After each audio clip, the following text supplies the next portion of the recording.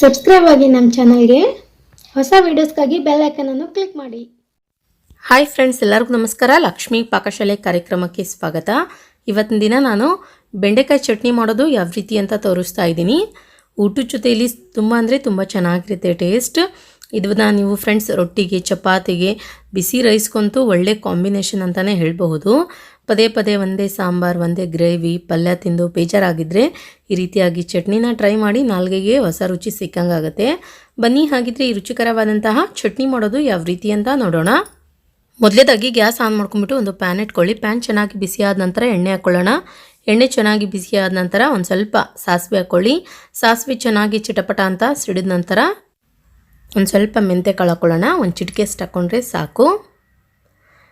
ನಂತರ ಒಂದು ಅರ್ಧ ಟೀ ಸ್ಪೂನಷ್ಟು ಧನಿಯಾ ಬೀಜ, ಒಂದು ಅರ್ಧ ಟೀ ಸ್ಪೂನಷ್ಟು ಜೀರಿಗೆ ಹಾಕ್ಕೊಳ್ಳಿ, ಒಂದು ಅರ್ಧ ಟೀ ಸ್ಪೂನಷ್ಟು ಕಡಲೆಬೇಳೆ. ಅದಾದ ನಂತರ ಇದಕ್ಕಿವಾಗ ಬೆಳ್ಳುಳ್ಳಿ ಹಾಕ್ಕೊಳ್ಳೋಣ. ಒಂದು 4ರಿಂದ 5 ಎಸಳಷ್ಟು. ಅದಾದ ನಂತರ ಒಂದು 8ರಿಂದ 10 ಒಣಮೆಣ್ಸಿನ್ಕಾಯಿ ಹಾಕ್ಕೊಳ್ಳಿ. ಎಲ್ಲ ಪದಾರ್ಥಗಳನ್ನು ಪ್ಯಾನಿಗೆ ಹಾಕಿದ ನಂತರ ನೋಡಿ ಇದನ್ನ ಇವಾಗ ಕಡಿಮೆ ಉರಿಯಲ್ಲಿ ಇಟ್ಬಿಟ್ಟು ಚೆನ್ನಾಗಿ ಫ್ರೈ ಮಾಡ್ಕೊಳ್ಬೇಕು. ಓಕೆ ನೋಡಿ, ಇವಾಗ ಈ ರೀತಿಯಾಗಿ ಫ್ರೈ ಮಾಡ್ಕೊಂಡ ನಂತರ ಇದಕ್ಕಿವಾಗ ಒಂದು ಸ್ವಲ್ಪ ಕರಿಬೇವಿನ ಸೊಪ್ಪು ಹಾಕ್ಕೊಳ್ಳಿ. ನಂತರ ಒಂದು ಸ್ವಲ್ಪ ಕೊತ್ತಂಬರಿ ಸೊಪ್ಪು ಹಾಕ್ಕೊಳ್ಳಿ. ಕ್ಲೀನಾಗಿ ವಾಶ್ ಮಾಡ್ಕೊಂಡ್ಬಿಟ್ಟು ಕಟ್ ಮಾಡ್ಕೊಂಡ್ಬಿಟ್ಟು ಇದನ್ನಿವಾಗ ಒಂದು ಸಲ ಚೆನ್ನಾಗಿ ಮಿಕ್ಸ್ ಮಾಡ್ಕೊಳ್ಬೇಕು. ತಿರ್ಗಾ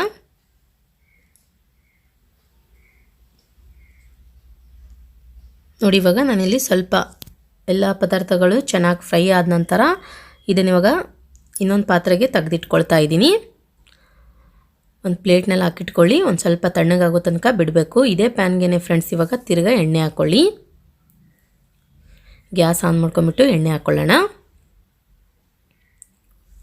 ಎಣ್ಣೆ ಚೆನ್ನಾಗಿ ಬಿಸಿ ಆದ ನಂತರ ನಾನಿಲ್ಲಿ ಒಂದು 1/4 kg ಬೆಂಡೆಕಾಯಿನ ಕ್ಲೀನಾಗಿ ವಾಶ್ ಮಾಡ್ಕೊಂಡ್ಬಿಟ್ಟು ಒಂದು ಬಟ್ಟೆಯಿಂದ ನೀಟಾಗಿ ಒರೆಸ್ಕೊಂಡ್ಬಿಟ್ಟು ಈ ರೀತಿಯಾಗಿ ಕಟ್ ಮಾಡಿಬಿಟ್ಟು ಹಾಕ್ತಾಯಿದ್ದೀನಿ. ಬೆಂಡೆಕಾಯಿನ ಎಣ್ಣೆಗೆ ಹಾಕಿದ ನಂತರ ನೋಡಿ ಚೆನ್ನಾಗಿ ಇದನ್ನು ಹುರ್ಕೊಳ್ಬೇಕು.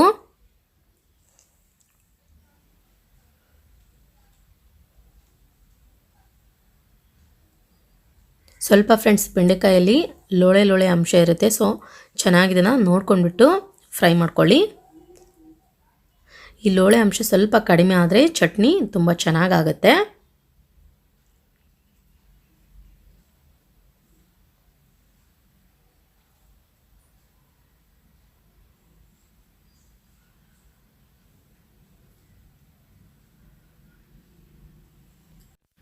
ನಂತರ ಇದಕ್ಕಿವಾಗ ಒಂದು ಮೀಡಿಯಮ್ ಸೈಜ್ ಟೊಮೊಟೊ ಹಣ್ಣು ಹಾಕ್ಕೊಳ್ಳೋಣ. ಕಟ್ ಮಾಡಿಬಿಟ್ಟು ಅದಾದ ನಂತರ ಒಂದು ಸ್ವಲ್ಪ ಹುಣಸೆಹಣ್ಣು ಹಾಕ್ಕೊಳ್ಳಿ.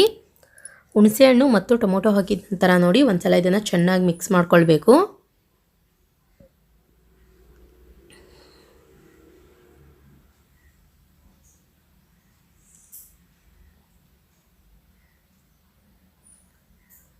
ನಂತರ ಇದಕ್ಕಿವಾಗ ಒಂದು ಚಿಟಿಕೆ ಅಷ್ಟು ಅರಿಶಿಣ ಪುಡಿ ಹಾಕ್ಕೊಳ್ಳಿ. ಅರಿಶಿಣ ಪುಡಿ ಸೇರಿಸ್ಕೊಂಡ ನಂತರ ನೋಡಿ ಮೀಡಿಯಮ್ ಫ್ಲೇಮ್ನಲ್ಲಿ ಇಟ್ಬಿಟ್ಟು ಚೆನ್ನಾಗಿ ಇದನ್ನು ಫ್ರೈ ಮಾಡ್ಕೊಳ್ಳಿ.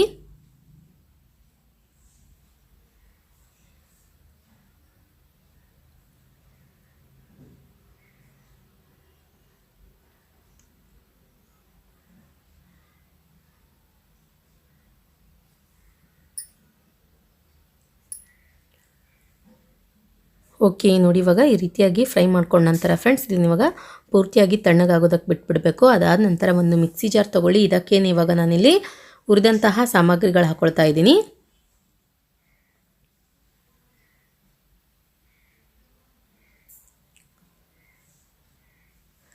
ನಂತರ ಫ್ರೈ ಮಾಡಿದಂತಹ ಬೆಂಡೆಕಾಯಿ ಹಾಕ್ಕೊಳ್ಳೋಣ.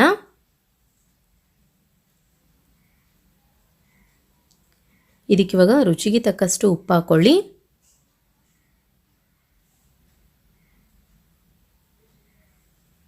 ಇದನ್ನ ಇವಾಗ ಗ್ರೈಂಡ್ ಮಾಡ್ಕೊಳ್ಬೇಕು ಫ್ರೆಂಡ್ಸ್. ಮಧ್ಯದಲ್ಲಿ ಸ್ವಲ್ಪ ನೀರು ಬೇಕನ್ಸಿದ್ರೆ ನೀರು ಸೇರಿಸ್ಬಿಟ್ಟು ಗ್ರೈಂಡ್ ಮಾಡ್ಕೊಳ್ಳಿ. ಓಕೆ ನೋಡಿ, ಇವಾಗ ಈ ರೀತಿಯಾಗಿ ನಾನಿಲ್ಲಿ ಗ್ರೈಂಡ್ ಮಾಡಿಬಿಟ್ಟು ರೆಡಿ ಮಾಡಿ ಇಟ್ಕೊಂಡಿದ್ದೀನಿ. ರೆಡಿ ಮಾಡಿರುವಂತಹ ಚಟ್ನಿನ ಒಂದು ಕಪ್ಗೆ ಹಾಕ್ಕೊಳ್ಳೋಣ. ತುಂಬ ಟೇಸ್ಟ್ ಇರುತ್ತೆ ಫ್ರೆಂಡ್ಸ್. ಎಷ್ಟು ಟೇಸ್ಟ್ ಅಂದರೆ ನಿಜವಾಗ್ಲೂ ತುಂಬ ಇಷ್ಟಪಟ್ಟು ತಿಂತೀರಿ ನೀವು ಈ ಥರ ಚಟ್ನಿ ಮಾಡಿದರೆ. ಮತ್ತು ನೀವು ಇದು ಬೇಗ ಕೂಡ ಹಾಳಾಗಲ್ಲ. ಒಂದು 5ರಿಂದ 6 ದಿನಗಳವರೆಗೂ ಚೆನ್ನಾಗಿರುತ್ತೆ. ಫ್ರಿಜ್ಜಲ್ಲಿ ಸ್ಟೋರ್ ಮಾಡಿಬಿಟ್ಟು ಸ್ವಲ್ಪ ಸ್ವಲ್ಪ ಬೇಕಾದಾಗೆಲ್ಲ ತಿನ್ನಬಹುದು. ನಂತರ ಇದಕ್ಕೆ ಇವಾಗ ಒಗ್ಗರಣೆ ರೆಡಿ ಮಾಡ್ಕೊಳ್ಳಿ. ಗ್ಯಾಸ್ ಆನ್ ಮಾಡ್ಕೊಂಬಿಟ್ಟು ಒಂದು ಪ್ಯಾನ್ ಇಟ್ಕೊಳ್ಳಿ. ಪ್ಯಾನ್ ಚೆನ್ನಾಗಿ ಬಿಸಿ ಆದ ನಂತರ ಎಣ್ಣೆ ಹಾಕ್ಕೊಳ್ಳೋಣ. ಎಣ್ಣೆ ಚೆನ್ನಾಗಿ ಬಿಸಿ ಆದ ನಂತರ ಇದಕ್ಕಿವಾಗ ಸಾಸಿವೆ ಹಾಕ್ಕೊಳ್ಳಿ.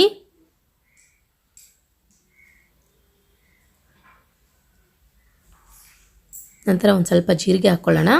ಅದಾದ ನಂತರ ಒಂದು ಸ್ವಲ್ಪ ಕರಿಬೇವಿನ ಸೊಪ್ಪು ಹಾಕ್ಕೊಳ್ಳಿ.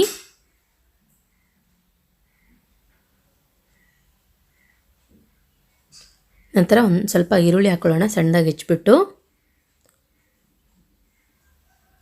ಎಲ್ಲ ಪದಾರ್ಥಗಳನ್ನು ಆ್ಯಡ್ ಮಾಡಿದ ನಂತರ ನೋಡಿ ಇದನ್ನು ಇವಾಗ ಒಂದ್ಸಲ ಚೆನ್ನಾಗಿ ಮಿಕ್ಸ್ ಮಾಡ್ಕೊಂಡ್ಬಿಟ್ಟು ಫ್ರೆಂಡ್ಸ್ ರೆಡಿ ಮಾಡಿರುವಂತಹ ಚಟ್ನಿಗೆ ಇದನ್ನು ಒಗ್ಗರಣೆ ಹಾಕ್ಕೊಳ್ಳಿ.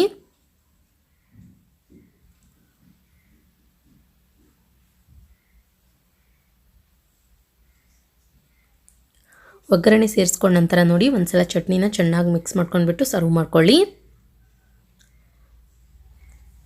ಈ ಥರ ಚಟ್ನಿ ಫ್ರೆಂಡ್ಸ್ ಆಂಧ್ರದ ಕಡೆ ತುಂಬ ಜನ ಮಾಡ್ತಾರೆ.